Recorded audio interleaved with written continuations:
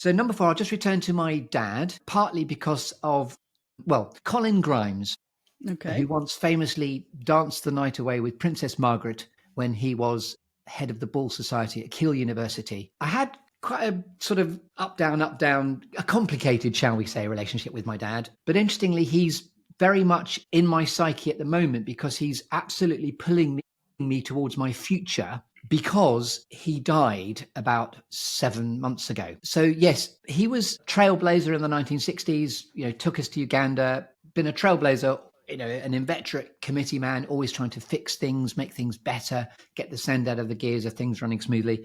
A brilliant man. And I recently recorded him. It's about 3 or 4 years ago now, but I recorded him for where my podcast is going next. There is a series strand within the Good Listening To show called Legacy Life Reflections, which is to record the story of somebody near, dear, or close to you for posterity without any morbid intention, lest we forget before it's too late, using the unique storytelling structure of the space that I've curated. And my father, Colin Grimes, as I keep mentioning, deliberately reincorporating, was wonderful in that 5 years ago, he was a very willing guinea pig. He knew exactly what I was up to, but I actually, with the gift of hindsight, got him in the halcyon days of his 80s before he slipped into a crater of declining health. And he's now become a bit of a mascot because it's extra poignant that Colin Grimes, I've got a photograph of him, which is a moment of glimmer, of true happiness. He and Mum went to Madeira for Christmas and New Year for 30 years. And last Christmas,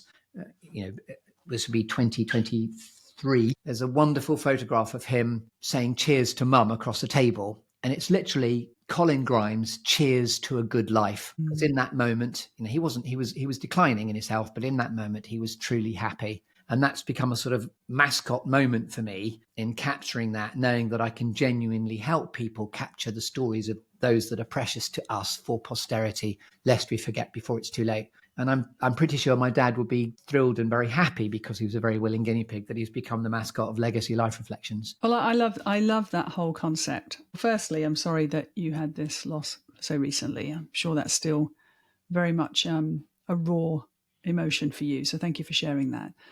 And then I'm, hearing you talk about it. I interviewed Brian Murray recently, and he's like my oldest friend. He's 92.